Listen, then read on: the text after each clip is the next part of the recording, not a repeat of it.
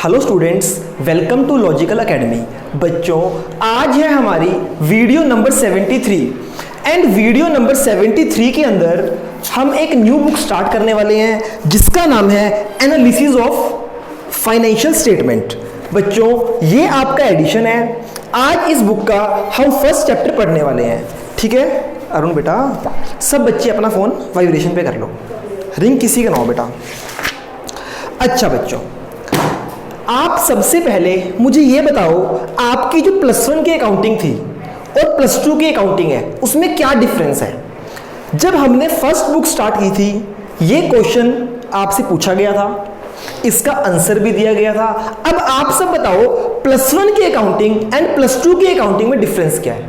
Sir +1 की accounting में हम सोल प्रोप्राइटरशिप के अकाउंट्स बनाते हैं। Very good. +2 में पार्टनरशिप। Okay, incomplete answer. और कोई बच्चा कंप्लीट करेगा इसको? सर एक बुक थी सर, 3 है सर। वाह, ग्रेट। और कोई? अच्छा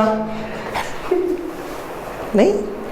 ओके बच्चे, आप सबने +1 बिजनेस में एक चैप्टर पढ़ा था, फॉर्म्स ऑफ बिजनेस ऑर्गेनाइजेशन, कि बिजनेस को करने की कितनी फॉर्म्स हो सकती हैं। उसमें आपने पढ़ा, क्या पढ़ा बच्चे? Sole proprietorship. सेकंड क्या पढ़ी आपने? पार्टनरशिप। थर्ड क्या पढ़ा बच्चे? कंपनी। उसके बाद आपने HUF पढ़ा, हिंदू अनडिवाइडेड फैमिली, याद है? और आपने कोऑपरेटिव सोसाइटीज पढ़ी, NGOs पढ़े। बच्चे, अभी सिर्फ हमारे मतलब की ये 3 बातें हैं, सोल प्रोप्राइटरशिप, उसके बाद partnership and then company. Sole proprietorship की अकाउंटिंग कैसे होगी ये हमने सीखा क्लास +1 में। ठीक है बेटा। उसके बाद पार्टनरशिप और कंपनी की अकाउंटिंग कैसे होगी ये हम सीखेंगे +2 में। सिर्फ पार्टनरशिप की अकाउंटिंग नहीं बच्चे, कंपनी की अकाउंटिंग भी +2 में सीखी जाएगी। क्लियर है बेटा? उसके बाद पार्टनरशिप की अकाउंटिंग आपकी बुक 1 में थी जो हमारी कंप्लीट हो चुकी है। कंपनी की अकाउंटिंग कैसे करते हैं इसके लिए 2 बुक्स हैं आपकी, एक है वॉल्यूम 2, वॉल्यूम 3। बेसिकली जो आपका वॉल्यूम 3 है वो हमारे लिए वॉल्यूम 2 होगा एंड वॉल्यूम 2 को हम लास्ट में पढ़ेंगे। कहां पढ़ेंगे बच्चे इसको? हम लास्ट में। अगर हम बात करें वॉल्यूम 2 जो अभी आपका शुरू नहीं हुआ बेटा, अक्सर बच्चों को सबसे ज्यादा दिक्कत इसमें आती है। Volume 2 shares, debentures and redemption of debenture +2 का एक डिफिकल्ट कॉन्सेप्ट है जो बच्चों को लगता है। पर बच्चे, एक प्रॉमिस है आप सबसे, आपको सबसे इंटरेस्टिंग वॉल्यूम 2 लगने वाली है, क्योंकि हम किसी भी चीज को रटते नहीं है ना, हमें लॉजिक से पढ़ना है। अगर आप इस बुक को लॉजिक से पढ़ोगे ना बच्चे तो आपको बहुत अच्छा समझ आने वाला है। अब बात करते हैं वॉल्यूम 3 की जो आज हम शुरू करने वाले हैं। मैक्सिमम 20 क्लासेस की बुक्स है, इससे ऊपर इसमें टाइम नहीं लगेगा। पर बच्चों एक बात याद करना रखना, ये फ्री के नंबर है और बच्चे अक्सर इसे ले नहीं पाते। आप सोचोगे कि बहुत ज्यादा इजी है, आप लोग पढ़ोगे नहीं और लास्ट में ये बुक होगी नहीं। इस बुक को शुरू भी करना है आपने मेरे साथ ही साथ revision, and with in 20 days हमारी बुक भी कंप्लीट होनी चाहिए और रिवीजन भी साथ ही साथ करनी है। ठीक है बच्चों, इसको हम आज शुरू करने वाले हैं, वॉल्यूम नंबर 3।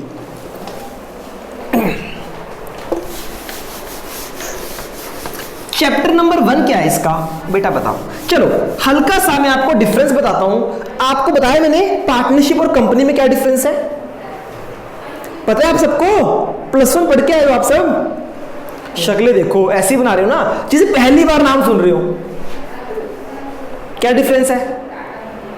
सर पार्टनरशिप में 50 तक आप अलाउड होता है और कंपनी के अंदर जितने मर्जी मेंबर हो सकते। नहीं बच्चे, डिपेंड करता है पब्लिक है या प्राइवेट है, जितने मर्जी नहीं। और कोई डिफरेंस? ओके बच्चे, मुझे बताओ पार्टनरशिप को कौन सा एक्ट गवर्न करता है? Partnership act 1932। और कंपनी को कौन सा एक्ट करेगा बच्चे? Companies act 2000। अच्छा, कंपनीज एक्ट 2013। इससे पहले की कंपनी नहीं थी, उसको कौन गवर्न करता था? 2012 के अंदर कंपनी को कौन सा एक्ट गवर्न करता था बच्चे? बच्चे पहले था आपका कंपनीज एक्ट 1956। उसके बाद इसमें बहुत सारी कमियां थी, उन सबको निकालते हुए एक नया एक्ट आया, दैट इज कंपनीज एक्ट 2013। आज की डेट में हमारी कंपनीज को कौन सा एक्ट गवर्न करता है बेटा? बच्चे मैक्सिमम ये गवर्न करते हैं। कुछ प्रोविजन आज भी इस एक्ट के अप्लाई होते हैं। धीरे धीरे ये बिल्कुल खत्म हो जाएगा और ये पूरा एप्लीकेबल हो जाएगा। क्लियर है बच्चों? ओके बच्चे मुझे बताओ, कोई भी ट्रांजैक्शन शुरू कहां से होती है? बिल। आप सबने प्लस वन में पढ़ा होगा, अगर आपने कोई परचेज की है या आपने कोई सेल की है या कुछ भी किया है, सबसे पहले आपको एक बिल मिलता है। आप मार्केट में कुछ परचेज करने जाओ, क्या मिलेगा आपको? बिल। सबसे पहले कोई भी ट्रांजैक्शन बिल से शुरू होती है। बिल लेके आप घर आओगे, क्या करोगे बिल का बच्चे? नेक्स्ट स्टेप, बिल से बच्चे आप बनाओगे एक जर्नल एंट्री। उसके बाद जर्नल एंट्री से ledger, then final account. Final account के 3 पार्ट थे, कौन कौन से? ट्रेडिंग अकाउंट, ये सब आपने प्लस वन में पढ़ा हुआ है बच्चों। प्लस वन में जब आप सोल प्रोप्राइटरशिप की अकाउंटिंग करते थे तो वहां एक चैप्टर था वाउचर, याद है आपको? कैश मेमो, इनवॉइस और cash receipts, bank overdraft, pay in slip, debit note, credit note, याद है ना? हॉट टॉपिक्स थे हमारे वो। तो बच्चे वो था बिल। उसके बाद बच्चों को सबसे घटिया चैप्टर जो लगता है दैट इज, मुश्किल है ना बच्चे? मुकुल? अच्छा मेरे से हाँ है ना बच्चों, ये चैप्टर बच्चों को सबसे ज्यादा परेशान करता है, आप लोगों को नहीं करता। उसका रीजन कुछ और है ना? देन बच्चों को सबसे ज्यादा इजी क्या लगता है? लेजर और ट्रायल बैलेंस। ये बच्चे का कुछ नहीं, पोस्टिंग करनी है ना, उल्टा है। उसके बाद फिर बच्चों को परेशान करता है फाइनल अकाउंट का वो चैप्टर जिसके अंदर है एडजस्टमेंट्स, क्लोजिंग स्टॉक के 2 इफेक्ट, आउटस्टैंडिंग, प्रीपेड, पता नहीं क्या क्या है ना। ओके बच्चों, ये सबसे ज्यादा इंटरेस्टिंग चैप्टर्स थे आपके। अगर आपने तसल्ली से पढ़ी होती ना अकाउंट्स तो टिप्स पे होने थे ये सब कुछ। चलो कोई बात नहीं। तो बच्चे, अच्छा आपने कभी सोचा इसको फाइनल अकाउंट क्यों बोलते हैं? इसके बाद कोई एंट्री नहीं होती फाइनल। कोई एंट्री यहां से शुरू होके यहां पे आके वो फाइनल हो जाती है बच्चे। इसका एक और नाम है फाइनल अकाउंट को आप कह सकते हो फाइनेंशियल स्टेटमेंट्स। क्या कह सकते हैं बच्चे हम इसको? फाइनल अकाउंट का एक और नाम होता है फाइनेंशियल स्टेटमेंट्स। तो बच्चों आज हम यहां क्या सीखने वाले हैं? हम सीखने वाले हैं एक कंपनी की फाइनेंशियल स्टेटमेंट्स कैसी होनी चाहिए। क्या सीख रहे हैं? एक कंपनी की फाइनेंशियल स्टेटमेंट कैसी होनी चाहिए। तो बच्चे हमारे चैप्टर का नाम सारे बच्चे रीड करेंगे फटाफट। क्या नाम है बच्चों? Financial statement of a company. आप सबको फाइनेंशियल स्टेटमेंट्स आती हैं, पर आपको सोल प्रोप्राइटर की आती हैं, जिसके अंदर आप सब बनाते थे trading account, then balance sheet. अच्छा बच्चों, आप सबने जब ट्रेडिंग अकाउंट बनाया होगा, प्रॉफिट एंड लॉस अकाउंट बनाया होगा और बैलेंस शीट बनाई होगी, तो बच्चे कैसा फॉर्मेट था उसका? वर्टिकल था या हॉरिजॉन्टल था? वर्टिकल था या हॉरिजॉन्टल था? अभी रुक जाओ, फिर आपको नहीं समझ आ रहा है ना। अब मैं पूछता हूं आपसे, ये बैलेंस शीट थी, इधर क्या आती थी? लायबिलिटीज, इधर क्या आती थी? ऐसी था ना। एक बैलेंस शीट बनाने का तरीका ये है, लायबिलिटीज ऊपर, एसेट, यहां पे लायबिलिटी का टोटल, यहां पे एसेट्स का। अब मुझे बताओ इसमें से कौन सा फॉर्मेट वर्टिकल है, कौन सा हॉरिजॉन्टल है? छोड़ो, आपको पता है हॉरिजॉन्टल होता क्या है? ये या ये बच्चे बड़े कंफ्यूज रहते हैं। बच्चे ये क्या है? ये हॉरिजॉन्टल है सर।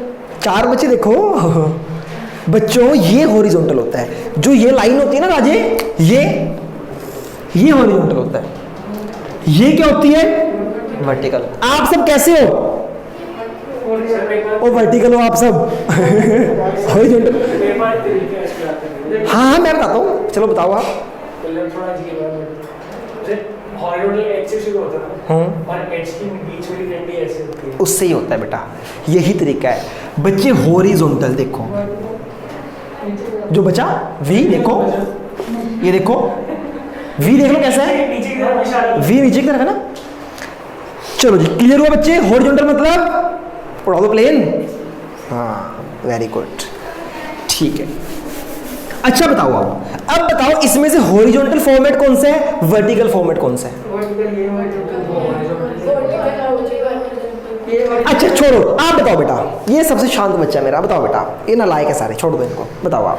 ये हॉरिजॉन्टल है वेरी गुड, और वो वर्टिकल। Very good. हाँ जी Arun. Horizontal vertical. Vertical horizontal, very good. हाँ जी, हॉरिजॉन्टल वर्टिकल। हाँ जी। हॉरिजॉन्टल और vertical. Arun ji, this is horizontal बेटा। सर ऐसे है नहीं सुनो, लाइबिलिटीज के बाद एसेट्स ऐसे जा रही है, ऐसे जा रही है। ये ऐसे बना लाइबिलिटीज एसेट, ऐसे बन रहा है ना बेटा। ये बना लाइबिलिटी से एसेट, ऐसे। क्लियर है बच्चों? तो आप सब आज तक कौन सा फॉर्मेट पढ़ते आए हो? आपको पता है कंपनी उसमें का पौधा बुक में सारे आंसर तो उसमें हैं। किसमें? वैसे आपने ये वाली बैलेंस शीट बनाई है, ये वाली बैलेंस शीट बनाई है, दैट इज। हाँ तो क्या बोल रहे हो, बुक में कौन सी बुक में? +1 की जो थी उसमें बैलेंस शीट में ये वाला मैंने चांटे लगा देने आपको। देख लेना है, मतलब देखिए सो हाँ है, मैंने भी देखा। बैलेंस शीट वाला चैप्टर है ना सर, उसमें ये वाला ओ बेटा, मैंने क्या पढ़ाया है इनको मैं वो दिखाना चाहता हूँ आपको। बच्चे जो ये वाला फॉर्मेट था ना, छुआ दिया था और बोलता +2 में कराऊंगा। हमने ये पढ़ा आज तक। मैं वैसे बता रहा हूँ, बुक में वैसे सर आपने पढ़ा क्या हमने? हाँ वो तो ये पढ़ा। हाँ ये पूछ रहा हूँ बेटा, हमने क्या पढ़ा है? हमने ये पढ़ा है, वो तो हमने पढ़ा ही नहीं। वो तो वैसे हाँ क्यों नहीं पढ़ा बच्चे, आज आपको पता चलेगा। क्योंकि ये जो फॉर्मेट है ना, ये कौन फॉलो करता है? कंपनी। बच्चे कंपनी के जो फाइनेंशियल स्टेटमेंट होते हैं वो किस फॉर्म में होते हैं? वर्टिकल और हॉरिजॉन्टल? वर्टिकल। आप सबको आज तक हॉरिजॉन्टल। अच्छा एक बात बताओ, पार्टनरशिप के कैसे होते हैं? पार्टनरशिप के अच्छा बच्चों, आपको मैं रीजन बताऊं कि डिफरेंस क्यों है इनमें, कि ऐसा क्यों है पार्टनरशिप सोल प्रोप्राइटरशिप ये फॉलो करती है और कंपनी ये फॉलो करती है। बच्चे अगर हम कुछ साल पहले चले जाएं, बच्चे कंपनी का जो फॉर्मेट था ना वो भी यही होता था। आज से अगर हम बहुत सारे साल पीछे चले जाएं तो कंपनी भी इसी फॉर्मेट को अडॉप्ट करती थी। कंपनी के पास ये फॉर्मेट नहीं था। देखो बच्चे, आपके पास 2 एक्ट थे, एक था कंपनीज एक्ट, एक था पार्टनरशिप एक्ट। ध्यान से समझना बच्चे, ध्यान से। हमें फाइनेंशियल स्टेटमेंट कंपनी की बनानी है, पार्टनरशिप की बनानी है, या दोनों की बनानी है? ध्यान इधर बेटा, फाइनेंशियल स्टेटमेंट फाइनल अकाउंट हमें सिर्फ कंपनी के बनाने हैं या सिर्फ पार्टनरशिप के या दोनों के? और नालायक हो गए दोनों के यार। इसमें तो कंपनी है। 12th के नोट्स में पूछो। नॉर्मल पूछ रहा हूं बेटा, किसी सिलेबस के अकॉर्डिंग नहीं पूछ रहा हूं। एक कंपनी है, एक पार्टनरशिप है, फाइनल अकाउंट किसके बनेंगे? दोनों के बनेंगे, है ना? तो बच्चे जब कंपनी एक्ट पुराना था ना, उसके अंदर उन्होंने बैलेंस शीट का एक फॉर्मेट दिया था। क्या दिया था बच्चे? Balance sheet profit and loss account का एक फॉर्मेट दिया था कंपनी ने। क्या फॉर्मेट था वो फॉर्मेट था ये वाला। ये फॉर्मेट किसने दिया था? आप जब जी ध्यान कहाँ है बेटा आपका? बच्चे ध्यान इधर होना चाहिए, क्लास में तभी बिठाऊंगा। मैं क्या बोल रहा हूं आप लोगों को, कुछ टाइम पहले जब कंपनीज एक्ट पुराना होता था तो बच्चों बैलेंस शीट का फॉर्मेट ऐसा होता था कंपनी का, इसीलिए कंपनी के अकाउंट ऐसे बनाए जाते थे। और पार्टनरशिप का फॉर्मेट कैसा होता था बच्चे? पार्टनरशिप एक्ट के अंदर कोई फॉर्मेट ही नहीं था। पार्टनरशिप एक्ट ने फाइनल अकाउंट्स का कोई फॉर्मेट नहीं दिया था। तो अब पार्टनरशिप के अकाउंट्स तो बनाने हैं, तो उन्होंने क्या किया? उन्होंने कंपनी को कॉपी कर लिया। सोल प्रोप्राइटर ने और पार्टनरशिप ने क्या किया? कंपनीज के फॉर्मेट को कॉपी कर दिया। सेम, ठीक।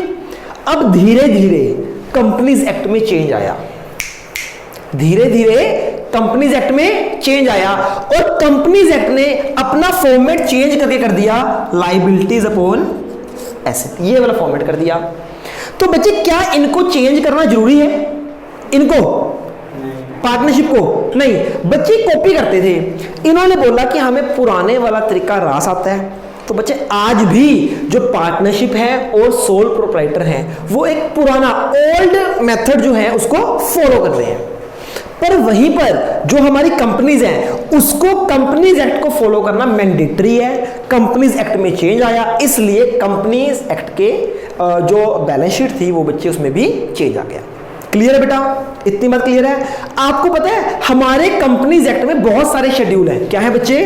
कंपनीज एक्ट के अंदर सारे बच्चे निकालो पेज नंबर 1.5। बच्चे हमारे कंपनीज एक्ट के अंदर बहुत सारे शेड्यूल हैं। कंपनीज एक्ट का शेड्यूल नंबर 3, बैलेंस शीट का फॉर्मेट कैसा होना चाहिए, फाइनेंशियल स्टेटमेंट के फॉर्मेट्स कैसे होने चाहिए। Companies act schedule number 3 part number 1, companies act 2013 का शेड्यूल 3 पार्ट 1 हमें यह बताता है, क्या बताता है बच्चे? कि बैलेंस शीट का फॉर्मेट कैसा होगा। जरा देखो अपनी बुक में, क्या आपने कभी ऐसी बैलेंस शीट देखी है? पहले कभी बनाई है? बच्चों कंपनीज की बैलेंस शीट ऐसे बनती है। और मजे की बात बताऊं, आपको ये टिप्स पे याद होनी चाहिए, सीरियल वाइज याद होनी चाहिए, ऊपर नीचे आप इसको याद नहीं कर सकते। अरुण तो घबरा गया, कह रहा क्या है सर ये? आप तो कह रहे थे फ्री के नंबर है। सर वैसे रिजल्ट सेम ही आता है दोनों में, पर बच्चा हाँ जी फायदा क्या सर इसका? ओके बच्चे देखो, फायदे तो बहुत सारे हैं, पर अभी आपकी समझ उन फायदों को समझ नहीं पाएगी। रीज़न क्या है उसका? बेटा जो पार्टनरशिप होती है ना उसकी अकाउंटिंग इतनी डिटेलिंग नहीं होती जितनी कंपनीज की होती है। इस फॉर्मेट में प्रॉब्लम थी तभी वो उस फॉर्मेट को लेके आए। आपको मेरी बात समझ आ रही है? प्रॉब्लम थी तो उनको चेंज करने का शौक थोड़ी है, कुछ प्रॉब्लम थी ना, तो बच्चे वो सारी प्रॉब्लम्स दूर हुई इस फॉर्मेट के आने से। धीरे धीरे +2 कर लो, बताएंगे बीकॉम में, ठीक है? चलो जी, तो बच्चे अब हम आपको बताते हैं फाइनल अकाउंट के कितने पार्ट होते हैं बच्चे? कौन कौन से? बच्चे भूल जाओ, आज के बाद आप सबके लिए फाइनेंशियल स्टेटमेंट के 4 पार्ट्स होंगे। कौन कौन से?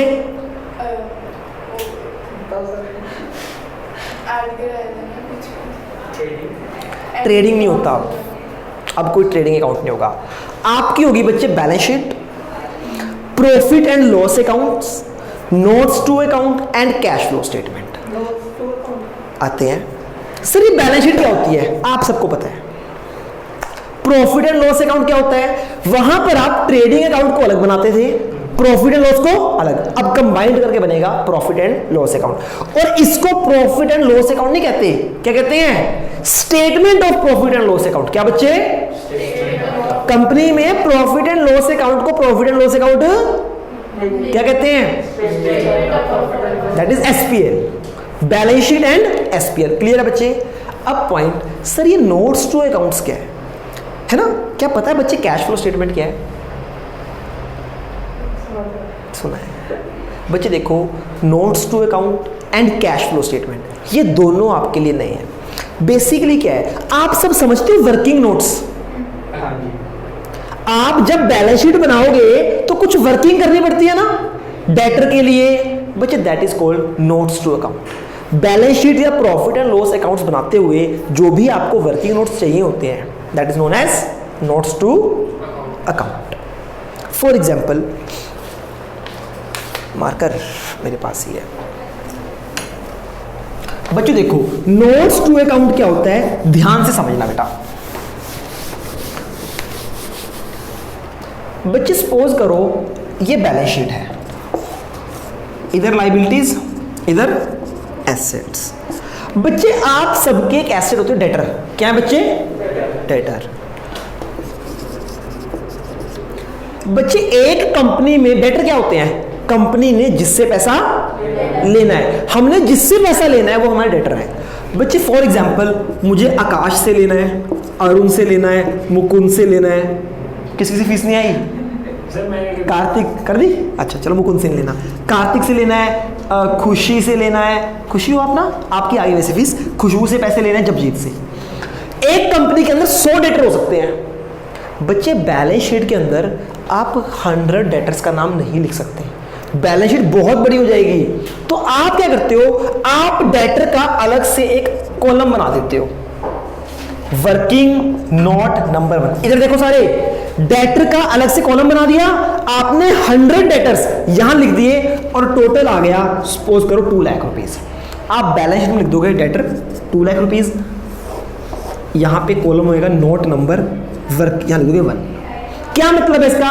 डेटर के 2 लाख रुपीज कहां से आए? वर्किंग नोट नंबर 1 में चेक कर लो। वर्किंग नोट नंबर 1 में जाओगे, सारे डेटर की लिस्ट होगी। हाँ जी, समझ आ रही है आपको? That is called notes to account. ये वर्किंग नोट हमारा क्या है बच्चे? फ्रेम में आ रहा है ये, ठीक है ना? That is called notes to. कितना बढ़िया हो गया ना? पहले मैं घूम घूम के चेक करता था कि आ रहा है या नहीं आ रहा है ना, अब देखो। वाओ बच्चों, समझ आया नोट्स टू अकाउंट क्या होता है? बच्चे उसके बाद आपकी है cash flow statement. Cash flow statement इस बुक का सबसे इंपॉर्टेंट चैप्टर है। आप सब समझ गए होंगे, है ना? इंपॉर्टेंट का मतलब बच्चों कैश फ्लो, कैश का flow, inflow and outflow.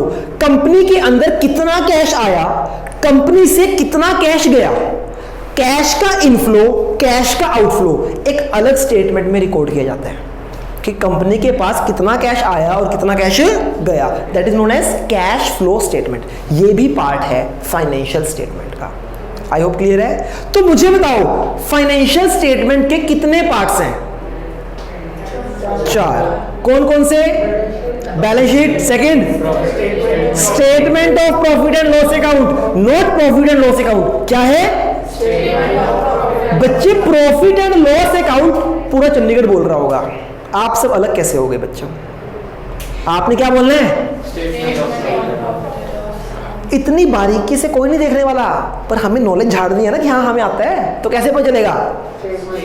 Statement of profit and loss account. Next notes to last cash flow. ये पार्ट्स हैं बच्चे फाइनेंशियल स्टेटमेंट के। तो फाइनेंशियल स्टेटमेंट क्या है, आइए बच्चे से पढ़ते हैं। कहता है फाइनेंशियल स्टेटमेंट क्या है? जब आप अकाउंटिंग प्रोसेस करते हो ना, अकाउंटिंग करते हो, bill, journal, ledger, trial balance, then final account. End result, accounting process का एंड रिजल्ट क्या होता है? सुन रहे हो? फाइनेंशियल स्टेटमेंट, ठीक है ना बच्चे? बैलेंस शीट तो पार्ट है उसका एक। पढ़ लो बच्चे। Financial statement is the final product of accounting process are prepared following accounting principle, practices and accounting standards. कहता फाइनेंशियल स्टेटमेंट बनाई जाती है कैसे? अकाउंटिंग प्रिंसिपल्स को फॉलो करके, अकाउंटिंग प्रैक्टिसेस को फॉलो करके, अकाउंटिंग स्टैंडर्ड्स को फॉलो करके। जब जीत नींद आ रही है बेटा, कॉफी ऑर्डर कर दो मेरे लिए, अपने लिए भी एक कॉफी ऑर्डर कर दो, एक अपने लिए और एक ये भी ठीक है। चलो जी बच्चे, पार्ट्स पढ़ो कौन कौन से इसके। फाइनल अकाउंट के या फाइनेंशियल स्टेटमेंट्स के कौन कौन से पार्ट है बच्चे? Balance sheet. देखो बुक में गलती की हुई है, क्या लिखा है इन्होंने? ठीक करो। देखा बच्चों, आप सब कितने इंटेलिजेंट हो गए हो, बुक से गलतियां निकाल रहे हो।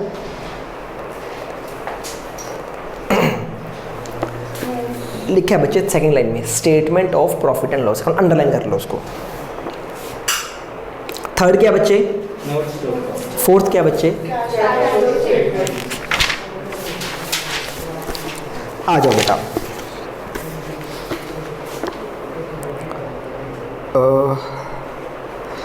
जपजीत, हर्षित का नंबर है आपके पास?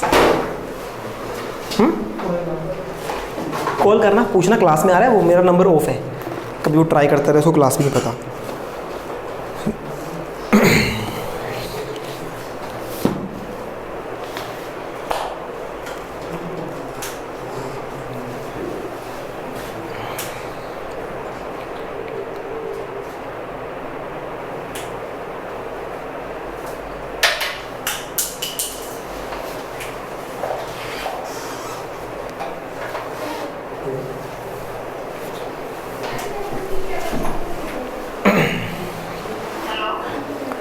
हर्षित, हेलो।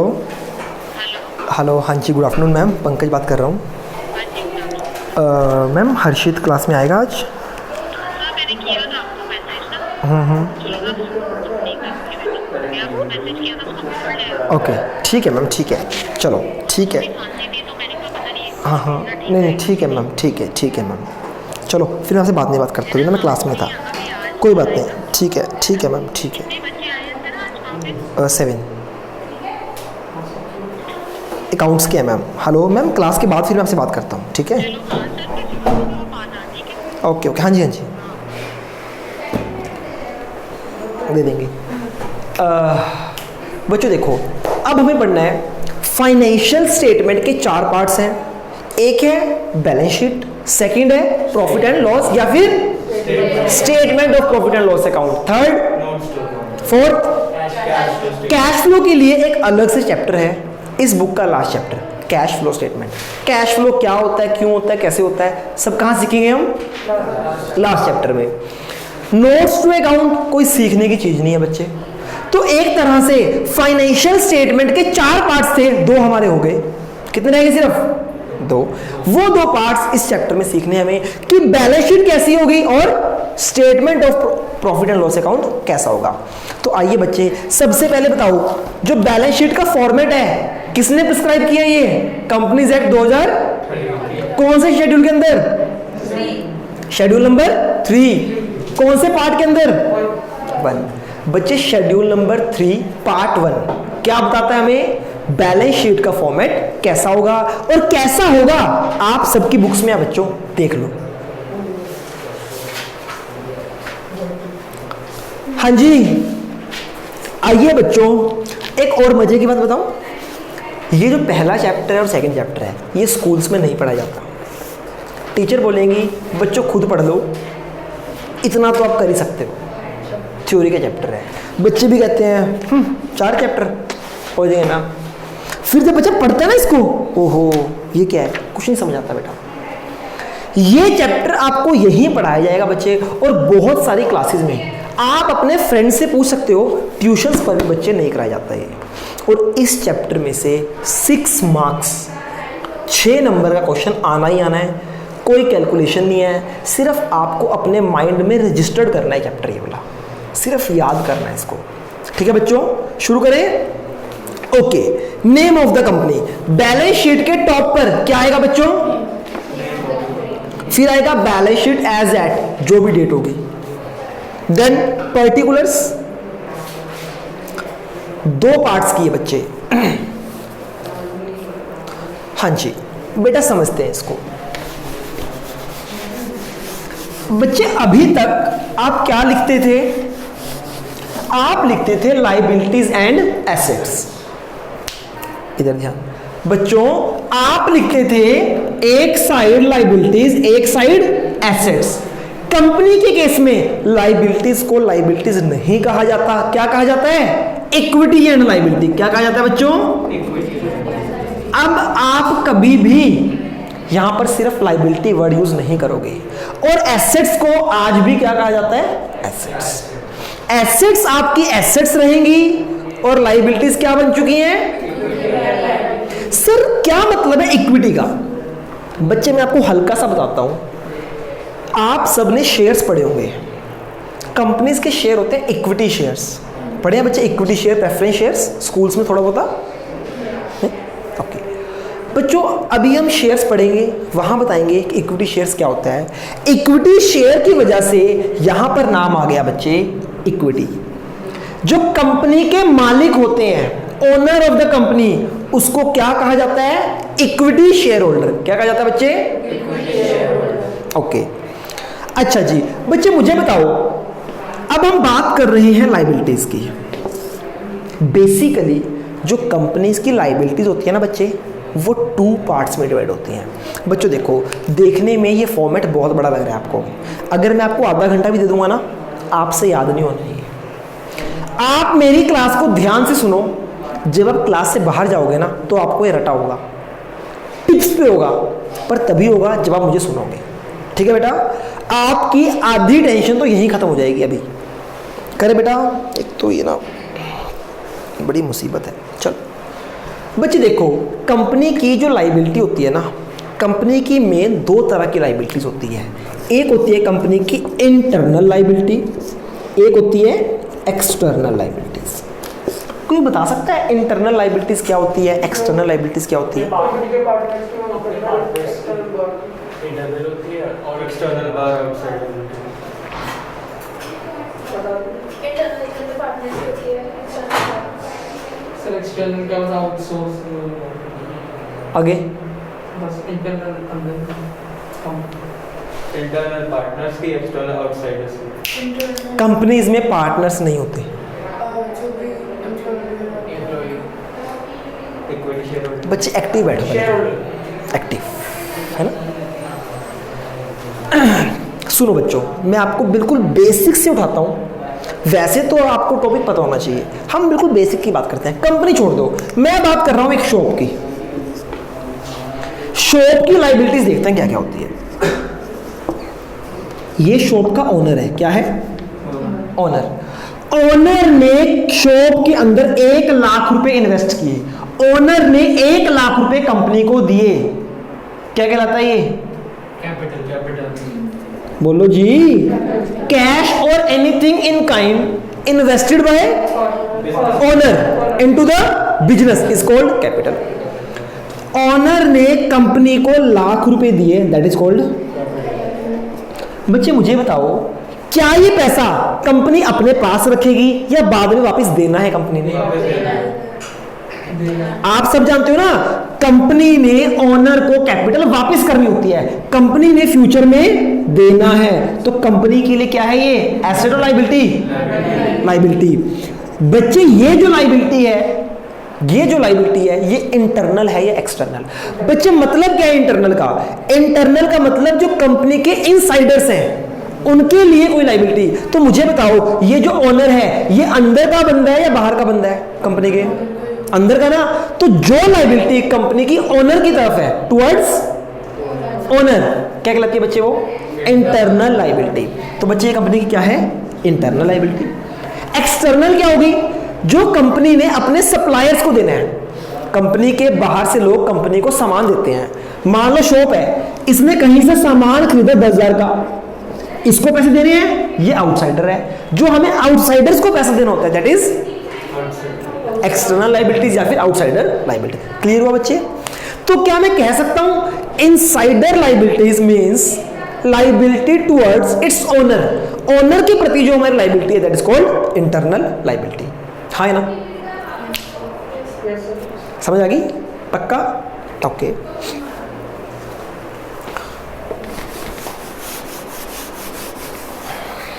देखो जी बच्चे, जो लायबिलिटीज के 2 पार्ट्स कौन कौन से? इंटरनल और एक्सटर्नल। इंटरनल लायबिलिटीज का मतलब लायबिलिटी टुवर्ड्स, और कंपनी के ओनर्स को क्या कहा जाता है? Equity share holder. तो बच्चे यहां पे हम बात करेंगे सिर्फ शेयर होल्डर की। शेयर होल्डर मतलब ओनर ऑफ द कंपनी। समझ आ गई? कंपनीज की 2 तरह की लायबिलिटीज होती है, इंटरनल और एक्सटर्नल। तो बच्चे इंटरनल लायबिलिटीज को कहा जाता है share holder funds. Share holder का पैसा, वो कंपनी की क्या होती है? Internal liabilities. क्लियर है बच्चों? और एक्सटर्नल लायबिलिटीज भी 2 तरह की हो सकती है। बच्चों आप सब जानते हो एक होती है लॉन्ग टर्म लाइबिलिटीज, एक होती है शॉर्ट टर्म लाइबिलिटीज। क्या होती है बेटा बताओ? शॉर्ट टर्म के लिए short term stands for 1 month 1 day few months 1 year। बच्चे ध्यान से सुनो, शॉर्ट टर्म लाइबिलिटीज क्या होती है? अगर मुझे विद इन 1 year, 1 साल के, not few months, with in 1 year अगर मुझे 1 साल के अंदर किसी को पैसे देने हैं तो that is my short term liability. अगर 1 साल के बाद देने हैं दैट इज लॉन्ग टर्म। हाँ है ना? क्या होती है? शॉर्ट टर्म और इनका दूसरा नाम क्या है बच्चे? Current liabilities. और शॉर्ट टर्म को क्या बोलते हैं बच्चों? ध्यान से, एक होती है शॉर्ट टर्म लाइबिलिटीज, एक होती है long term liabilities. Short term मतलब, लॉन्ग टर्म मतलब non current liabilities. Current liabilities जो करंट मारे, है ना? नॉन करंट जो करंट ना मारे। ऐसा नहीं है, ठीक है? करंट का कोई मतलब नहीं है, यहां मतलब है बच्चे 1 year का। जो लाइबिलिटीज 1 साल के अंदर पे होंगी दैट इज शॉर्ट टर्म, और 1 साल के बाद पेमेंट करनी है मतलब। तो बच्चे एक्सटर्नल लाइबिलिटीज के 2 पार्ट्स होते हैं। कौन कौन से? Current liabilities, sorry non current liabilities, फिर करंट लाइबिलिटीज। क्लियर हुआ आपको? लाइबिलिटीज एक होती है हमारी शेयर होल्डर के लिए, एक होती है नॉन करंट, एक होती है करंट। 3 तरह की होगी बच्चे, 4 तरह की लाइबिलिटीज होती है। जो लाइबिलिटीज के मेन हेड है ना वो 4 है। कितने हैं? पहला समझ आ गया? दूसरा, तीसरा। जो चौथा है ना बेटा वो यहां पे आता है इसके बाद, यानी कि ये बेसिकली नंबर 3 है, ये बेसिकली नंबर 4 है, ये 1 है। नंबर 2 ये अभी आपको समझ नहीं आएगा, एक लाइन है आपको याद कर लेनी है। क्या है वो line? Share application money pending allotment. क्या है? Share application money pending allotment. जिन बच्चों ने शेयर्स किया हुआ है उनको समझ आ जाएगा। कहता शेयर एप्लीकेशन मनी, जब कंपनी शेयर इशू करती है ना बेटा, कंपनी को एप्लीकेशन की मनी रिसीव होती है पहले, फिर बाद में कंपनी अलॉटमेंट करती है। पढ़ा आपने? Share application money, allotment money, calls money. Company को पहले एप्लीकेशन का पैसा आता है और बाद में कंपनी अलॉटमेंट करती है। तो ये कौन सा पैसा है? Share application money, application S, share application money pending allotment, वो वाला पैसा जिसकी अलॉटमेंट अभी पेंडिंग है। शेयर एप्लीकेशन की वो वाली मनी जिसकी अलॉटमेंट अभी पेंडिंग है। समझ आ गई बच्चों आपको? तो बेटा आइए अब हम बात करते हैं आपकी बैलेंस शीट के फॉर्मेट का।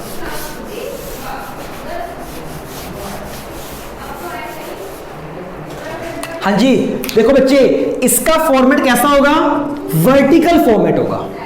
ऊपर लायबिलिटीज, नीचे सबसे पहले क्या आएगा? वही आपका पर्टिकुलर्स आ गया ना। उसके बाद क्या आएगा बच्चे? से पहले हेडिंग लायबिलिटीज में क्या आएगा? इक्विटी एंड, ठीक है जी। इधर क्या आएगा? सेकंड लास्ट में एसेट्स।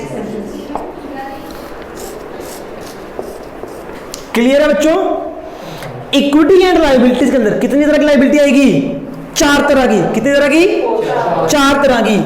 पहली कंपनी की liability towards its owner, that is called share holder fund. Clear है बच्चों? सेकंड कौन सी थी?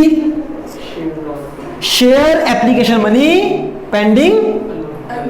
ये बच्चों याद करनी पड़ेगी आपको। अरुण जी क्या है सेकंड नंबर की?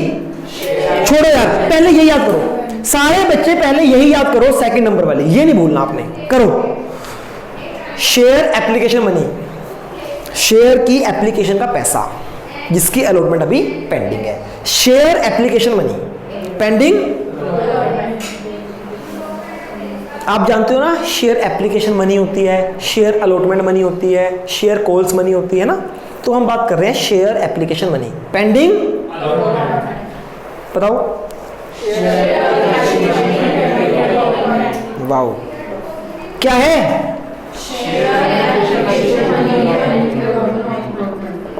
भूलोगे तो नहीं? भूल जाओगे सारे, देखना। थर्ड नंबर पे क्या आता है? Non current liability. कौन सी? पहले नॉन करंट, लास्ट में। ये 4 तरह की लाइबिलिटीज है बच्चे। लाइबिलिटीज आपकी पूरी हो गई है, चेक कर लो। जो डार्क किया हुआ है ना, क्या समझ आया बेटा? बच्चे समझ भी आ रहे? हाँ है ना। अब इनके इनर पार्ट्स हैं, कुछ इनके सब हेड्स हैं, वो हमें पढ़ने हैं। क्लियर बेटा? अब क्या पढ़ेंगे हम? इनके सब हेड्स हम इनके पढ़ने वाले हैं। सबसे पहले हम उठाएंगे शेयर होल्डर फंड। किसकी मैम? मैम कह रहे जान निकाल दूंगी। देख लो, सीधा है ना, छोटी मोटी बात नहीं करते मैम, सीधा जान है ना। ओके बच्चे देखो, शेयर होल्डर फंड, होल्डर नहीं, कौन से? होल्डर है ना। शेयर होल्डर फंड्स बच्चों मतलब बेटा फादर तो नहीं आए होंगे आपके? वेट कर रहे होंगे? कोई बात नहीं। मुझे भी मज़ा आने लगा था पढ़ाने में। छुट्टी कर दूँ क्या? नहीं पढ़ा। अच्छा उनको बोल के आ जाओ 1 मिनट कि पापा 10 मिनट लगेंगे। नहीं उनको पता चल, कोई बात नहीं। पक्का? हाँ जी। उन्हें बुला लो। नहीं ठीक है।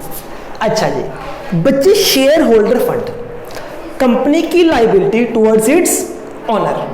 कंपनी ने ओनर को क्या वापस करना होता है? कैपिटल। ओनर ने कैपिटल लगाई। बेटा समझ आ रहा है आपको? बेटा आप ना इधर आओ चेयर लेके। मुझे भूल जाता हूँ आपको कि आप भी हो। मुझे यहाँ से क्लियर दिख रहा है। मुझे नहीं आप क्लियर दिख रहे बेटा। हाँ इसको तो पढ़ना भी नहीं है उनको तो, ठीक है। हाँ जी बेटा, कहाँ पे थे हम? यहाँ पे थे बच्चे। ये कंपनी है, ये ओनर है। ओनर ने कंपनी को पैसा दिया, that is called capital. Company ने ओनर को क्या वापस कर रहे हैं? कैपिटल वापस कर रहे हैं ना बच्चे, हाँ है ना। तो पहली लायबिलिटी क्या है कंपनी की? यहां पे कैपिटल नहीं बोलते, क्या बोलते हैं? Share capital. बच्चे पार्टनरशिप में, प्रोप्राइटरशिप में वर्ड क्या होता है? पर कंपनी बहुत बड़ी होती है, उसके बहुत सारे शेयर्स होते हैं, इसलिए कंपनी की कैपिटल को क्या कहा जाता है बच्चे? Share capital. क्योंकि जो कंपनी की कैपिटल होती है ना, वो एक बंदे के पास नहीं होती। एक कंपनी की कैपिटल वो बहुत सारे लोगों में डिवाइड होती है, शेयर होती है बच्चे, है ना। That is why called share capital. एक तो आपने ओनर को क्या वापस करना है? Share capital. ओनर ने जो कैपिटल लगाई है वो वापस करनी है। दूसरा, जो भी प्रॉफिट होगा कंपनी को, जो भी प्रॉफिट होगा कंपनी ने वो प्रॉफिट किसको देना है? ओनर को देना ना। कंपनी जितना भी प्रॉफिट कमाती है ना बच्चे, ये एकेडमी है मेरी बच्चे, ये जितना भी प्रॉफिट कमाएगी किसको देगी? है ना। कब देगी? जब आप लोग फिर देते क्यों नहीं हैं? जल्दी दो। चाहते नहीं आप कि आपके सर को प्रॉफिट हो ना? अपना लाइक देखो बेटा, मेरी शादी होगी अब, है ना, 20 बच्चे पालने हैं। पैसा, सिर्फ पैसा चाहिए बेटा। चलो समझ आया बेटा? क्या? Share capital. एक तो कैपिटल देनी है, दूसरा प्रॉफिट। कंपनी का जो भी प्रॉफिट है वो सारा प्रॉफिट किसके पास जाता है बेटा? या हम कह सकते हैं कंपनी के जितने भी सरप्लस है, प्रॉफिट को क्या कहा जाता है बच्चे? सरप्लस।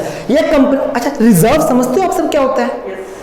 मैंने आपको सिखाया है फंडामेंटल में रिजर्व, जनरल रिजर्व। क्या होता है reserve? Reserve is a part of profit. Profit का कुछ पार्ट जो हम सेव कर लेते हैं, तो रिजर्व भी क्या होते हैं? हमारे प्रॉफिट्स। तो कंपनी के जितने भी रिजर्व्स हैं, जितने भी सरप्लस हैं, वो सारे कहां जाएंगे? ओनर को। क्लियर है बच्चे? कंपनी की पहले लायबिलिटी होती है अपने ओनर के लिए, शेयर होल्डर फंड्स। ओनर को क्या कहते हैं? कैपिटल वापस करनी है, सारे रिजर्व्स, प्रॉफिट जो भी है सब वापस करने हैं। लास्ट, ओनर को क्या वापस करना है? ये भी आपको याद करना पड़ेगा। क्या लिखे है? शेयर वारंट करके कुछ बताओ बच्चे। देखो हल्का सा बताता हूं क्या होता है ये। जब हम एक जगह से एक शेयर होल्डर से दूसरे शेयर होल्डर को शेयर ट्रांसफर करते हैं ना, है ना, तो उस दौरान ये मनी जनरेट होती है। तो बच्चे हमें ओनर को एक और चीज वापस करनी है, क्या? Money received against share holder. बच्चे शेयर होल्डर किसका होगा? शेयर होल्डर का या एम्प्लॉय का? बताओ मुकुंद जी, इधर है क्लास, नीचे कुछ नहीं है। हाँ पता है मुझे, नहीं समझ आया, ध्यान दो इधर, मुकुंद को कह रहा हूं। हाँ जी बच्चे देखो, शेयर वारंट ये किसका होगा? ओनर का होगा या एम्प्लॉइज का होगा? ओनर का होगा। कहते शेयर वारंट के अगेंस्ट जो भी पैसा आया कंपनी को, मनी रिसीव्ड अगेंस्ट, वो किसे वापस करनी है? ओनर से आया तो किसको वापस करनी है? ओनर को ना। तो कंपनी ओनर को 3 तरह के पैसे वापस करती है। एक तो उसकी कैपिटल, दूसरा प्रॉफिट, तीसरा जो भी मनी रिसीव्ड हुई है अगेंस्ट शेयर वारंट। बच्चे शेयर वारंट ना आपके सिलेबस में नहीं है, इसलिए हम इसको डीप में लेके नहीं जा सकते। समझ आ रही ना? सिर्फ इस पूरी बैलेंस शीट में 2 ही लाइंस ऐसी हैं जो आपको याद करनी है। पहली कौन सी थी? Share share share share share application money. Second कौन सी थी? Very good, money received. बच्चे फादर लेने आएंगे आपको भी, वही बाहर खड़े होंगे, 4:15 हो गए हैं। अच्छा जी बच्चे आपको पता चला? हाँ सर मैं तो नींद बोर हो गई है ना। बेटा 1 घंटे की क्लास हो चुकी है आपकी। बच्चे 3 to 3:45 थी। चलो फटाफट खत्म करते हैं इसको। क्या है बेटा? Share holder fund. क्या क्या है इसके अंदर? ओह शिट, मैंने वीडियो ऑन की है? अच्छा ठीक है, मुझे याद आया कि ऑन ही नहीं हुई। ठीक है, क्या है बच्चे? Share holder fund. नालायक। क्या क्या है? Share capital, reserve and surplus, money received against. बच्चे एक कंपनी की अपने ऑनर के लिए सिर्फ 3 ही लायबिलिटीज होती हैं। सबसे पहले जो उसका पैसा आया है वो चुकाओ, दैट इज शेयर कैपिटल, जो उसने कैपिटल लगाई है। देन उस पैसे से जो प्रॉफिट हुआ है वो भी वापस करो। देन अगर आपको कोई मनी रिसीव्ड हुई है शेयर वारंट्स के अगेंस्ट, उसको भी वापस करना है। क्लियर है बच्चे? पक्का सबको? Very good. सेकंड, ये क्लियर होगी बच्चे? सेकंड क्या है आपकी? Share application money pending allotment. बच्चे मजे की बात, इसका कोई सब हेड नहीं है, इसका कोई भी क्यों नहीं है पता है? यही याद करनी मुश्किल है ना? सब हेड कैसे करोगे याद? थर्ड क्या है बच्चे? और fourth non current liabilities and current liabilities. बच्चे बोरोइंग्स क्या होती हैं? उधार लेना ना। बच्चे किसी से हमने लोन ले लिया, दैट इज बोरोइंग्स। अच्छा बच्चे, अगर तो मुझे बोरोइंग्स जो मैंने लोन लिया है 1 साल के अंदर वापस करना है, within 1 year I have to pay back, ये लॉन्ग टर्म है या शॉर्ट टर्म है? लॉन्ग टर्म बोरोइंग है या शॉर्ट टर्म? और अगर 1 साल के बाद पैसा वापस कर रहे हैं तो नॉन करंट में कौन सी आएंगी? लॉन्ग टर्म या शॉर्ट टर्म? क्या आएंगी बच्चे? Long term borrowings. और करंट में कौन सी आएंगी? Short term borrowings. क्लियर है बच्चों? पक्का? ओके। उसके बाद बच्चे एक वर्ड है that is DTL, deferred tax liabilities. ऐसा ही कुछ बड़ा मुश्किल सा लगा, डेफर्ड है ना? ऐसे से नाम आते हैं ना बच्चे घबरा जाते हैं, सर ये डेफर्ड प्रोविजन, ये नहीं समझ आते है ना बच्चे। देखो पहले तो ये आपके मतलब का नहीं है। एक AS है, AS number 22, accounting standard number 22, वहां पे सीखा जाता है कि डेफर्ड टैक्स लाइबिलिटीज क्या होती हैं। मैं आपको हल्का सा बताने की कोशिश करता हूं, शायद आपको समझ आ जाए। इसमें डायरेक्ट नेम से दिया होगा, क्वेश्चन में डायरेक्ट नेम से दिया होगा, दिया ही नहीं होगा, पर पढ़ना है, फॉर्मेट में लिखना है बच्चे बस आपको। सुनो बच्चे ध्यान से, डेफर्ड टैक्स लाइबिलिटीज क्या होता है। बच्चे देखो, मुझे गवर्नमेंट को टैक्स देना है टैक्स हमें गवर्नमेंट को देना है या गवर्नमेंट से लेना है? टैक्स हमारे लिए क्या है? Tax liability, deferred tax liability. Tax क्या है? लाइबिलिटी, समझ आ गया? डेफर्ड का मतलब क्या है? देखो बच्चे, क्या होता है, मान लो हमने गवर्नमेंट को 1 लाख टैक्स देना था। कितना देना था? मैंने अभी 80,000 दिया है। मैं बोल रहा हूं गवर्नमेंट को कि 80 अभी ले लो, 20,000 मैं आपको 1 साल बाद दूंगा। 1 साल बाद लॉन्ग टर्म होगी, दैट इज कॉल्ड डेफर्ड। करो ना, मैं अपनी पेमेंट को लटका रहा हूं। डेफर्ड मतलब लटकाना, that is deferred tax liabilities. ये एक लॉन्ग टर्म लाइबिलिटी है। समझ आया आपको बच्चे? देखो बेसिकली इतना शॉर्ट नहीं है ये। ऐसा क्यों होता है कि 1 लाख देना है, मैं 80 दे रहा हूं? बच्चे बहुत मैकेनिज्म है इसके पीछे, वो आपके मतलब का नहीं है। इसके ऊपर एक्स्ट्रा भी लगता है, इसके ऊपर एक्स्ट्रा भी लगता है, इंटरेस्ट लगता है। बच्चे एक्चुअली पता क्या होता है ये, देखो 2 तरह से टैक्स निकलता है, एक एज पर अकाउंटिंग इन्फॉर्मेशन, एक एज पर इनकम टैक्स इन्फॉर्मेशन। हमारा एज पर अकाउंटिंग इन्फॉर्मेशन हमारा टैक्स बन रहा है 1 लाख, इनकम टैक्स के अकॉर्डिंग बन रहा है 80,000। तो अभी हम 80 ही पे करेंगे, 20 देना तो है वो 1 साल बाद। हम अपनी मर्जी से रख रहे हैं, इनकम टैक्स वाले कम मांग रहे हैं। सर ऐसा क्यों? बच्चे बहुत बड़ा क्लास है इसके पीछे, छोड़ दो, सिंपल आओ। डेफर्ड टैक्स लाइबिलिटीज, ऐसी टैक्स की लाइबिलिटी जो 1 साल बाद पे होगी। क्लियर है बेटा? पक्का? चलो अब आप लोग घर जा सकते हो, मुझे लग रहा है बॉडी ले होगे, कल पढ़ेंगे बाकी। दोबारा से रिपीट करते हैं, बैलेंस शीट के कितने पार्ट्स?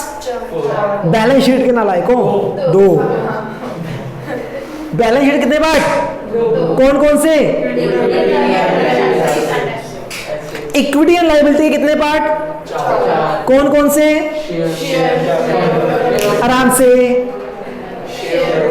शेयर होल्डर फंड्स, नालायक देख के बता रही है। शेयर होल्डर फंड्स ओनर को दे देना है। सेकेंड शेयर, बच्चे इसके अंदर है ना पार्ट्स, ये इसके अंदर है शेयर होल्डर फंड। पहले मैं ब्रॉड पूछ रहा हूँ, मेजर हेड्स पूछ रहा हूँ आपसे। Shareholder fund, second share application money pending allotment, third, fourth shareholder fund.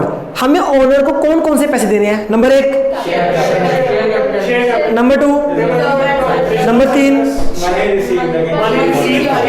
शाबाश कार्तिक एंड मुकुंद, शाबाश।